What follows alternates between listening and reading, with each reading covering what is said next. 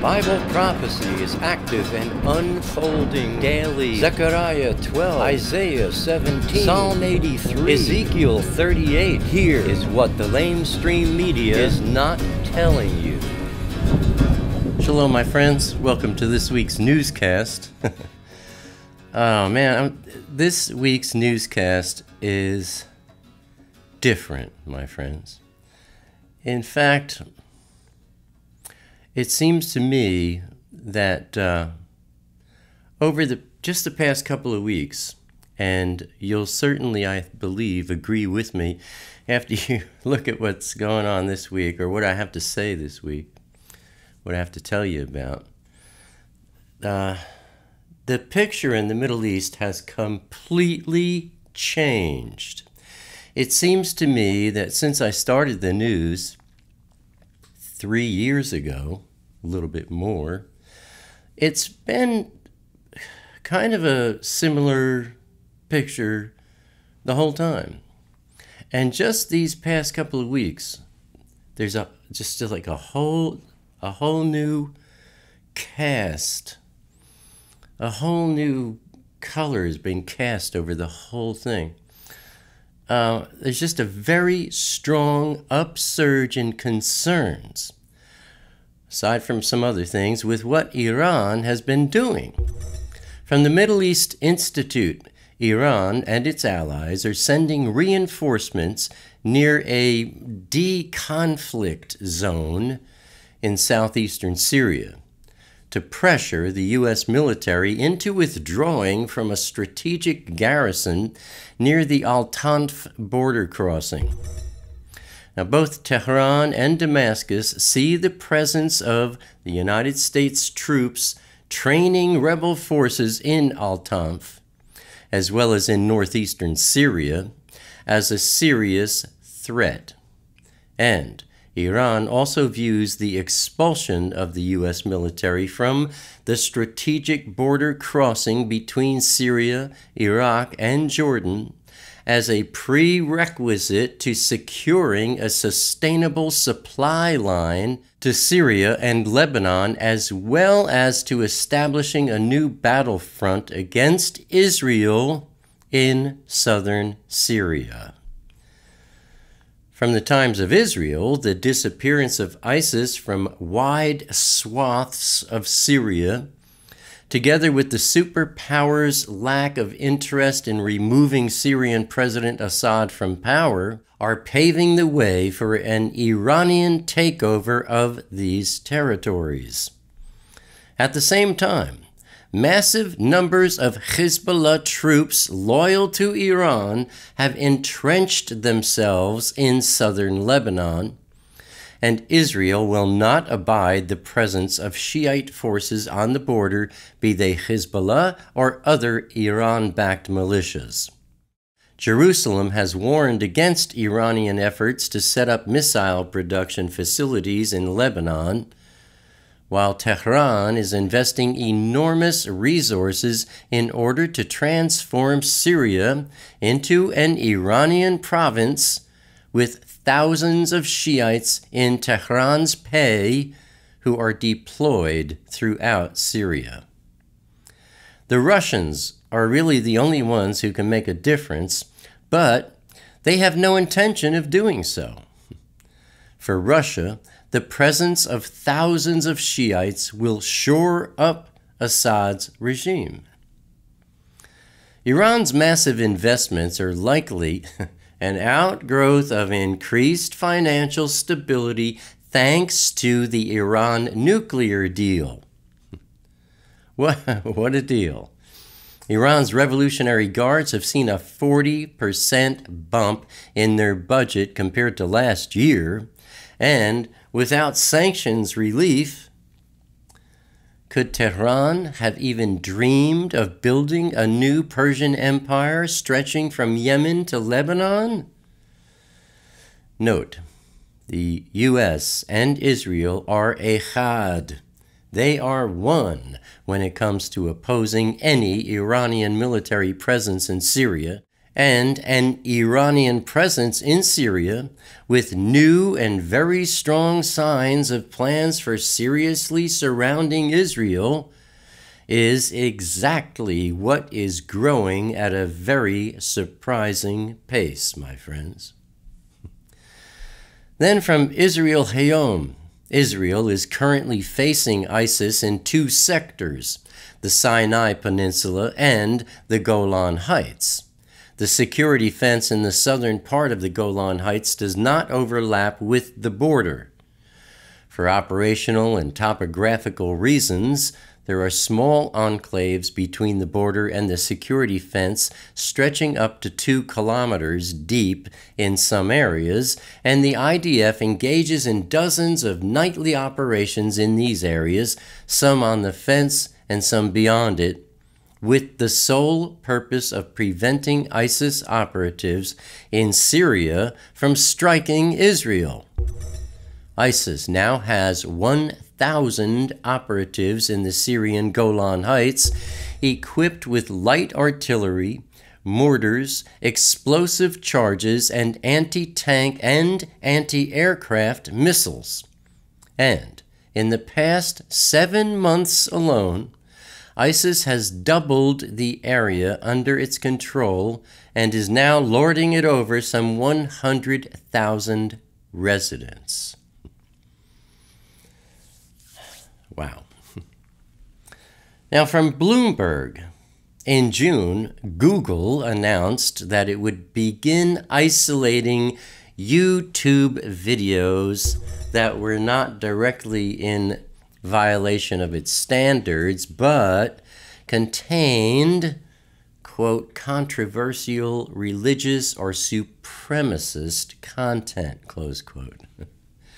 And starting this week, those efforts will begin to take effect. Note, a supremacist is someone who advocates the supremacy of one particular group over all others. I can only wonder how YouTube will be interpreting that definition. It should be interesting to watch how this unfolds, although honestly, I really hope I'm not here to see it do so, my friends. Now, the videos that fall into this category will not be able to run ads, and those who post them will not be able to make money off of the content. I don't do either of those, so that doesn't bother me. But comments will also be disabled. Additionally, these videos won't be included in any recommended lists or be able to play when embedded in other websites. And a warning screen will appear before they play. The restrictions are meant to curtail engagement and minimize the video's reach. And along with this limited state for extremist videos, Google has also introduced a redirect method that sends users searching for certain keywords to videos that counter extremist content. Also, Google has been using machine learning video detection to track down and remove content that violates YouTube's policies. Those that post videos affected by the policy will receive a note from the company, and they'll be able to appeal the decision if they feel the restrictions are unwarranted. What? And by the way, that's what happened to me last year. I received a note from YouTube that offered no reason for shutting me down. They would not tell me what I did that was considered to be wrong. I tried to appeal. They said no and made sure I was absolutely unable to communicate with anyone from YouTube. There's no way to contact anyone. Supremacists. Anyway, if you're not joining us over on my anointed Vimeo channel, and YouTube unexpectedly shuts me down, could happen any day now, you'll be left holding the dirty end of the stick. I'm just saying, this could happen any day now. So start using my Vimeo channel if you want to avoid the supremacy surge. And oh yeah, Flash, this Saturday, September 9th, Jupiter, the king planet, leaves the womb of the woman in the great sign of Revelation 12, my friends. The birth of the Zakar, the birth of the male child, is being announced. What did I say last week? It is time. It's being announced, and that means that we are officially entering new and very uncharted waters on this earth. Turning to wars and rumors of wars, on Thursday, August 31st, from the Los Angeles Times, as international attention has shifted to the fight against ISIS in eastern Syria, a little noticed but bitter struggle continues on the outskirts of Damascus. With a population of about 450,000, the area is known as Eastern Ghouta and has been under continual siege by the Syrian army for the past 4 years. And then from BAS News, Kurdistan region's Peshmerga forces killed ISIS militants while trying to escape from Tal Afar to Syria. After being defeated in districts west of Mosul, the remaining ISIS insurgents attempted to open a path into the Syrian territories. But Kurdistan's Peshmerga forces readily ambushed the fleeing militants and, following a 72 hours long military confrontation, at least 130 ISIS militants were killed. Their corpses were left behind on the battlefield. No Intifada update this week, my friends, so now we turn to our review of last week's news. Iran and its allies are sending reinforcements near a de-conflict zone in southeastern Syria. Recent developments have been paving the way for an Iranian takeover of wide swaths of Syrian territories, with some new and very strong signs of plans for seriously surrounding Israel. Massive numbers of Hezbollah troops loyal to Iran have entrenched themselves in southern Lebanon. Israel is currently facing ISIS in two sectors, the Sinai Peninsula and the Golan Heights. ISIS now has 1,000 operatives in the Syrian Golan Heights, equipped with light artillery, mortars, explosive charges, and anti-tank and anti-aircraft missiles, all poised to strike Israel.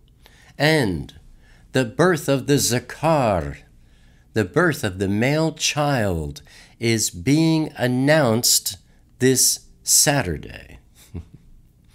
And that, my friends, is what the LameStream Media is not telling you. Abba willing, I'll see you here again next week. Until then, stay safe. Shalom.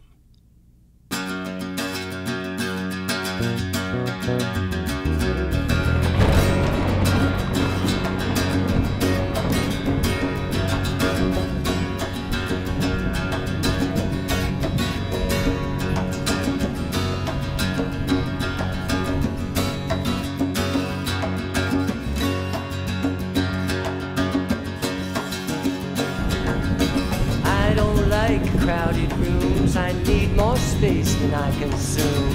Enough is time alone with you, underneath a naked moon, sharing confidential moods and making chatter.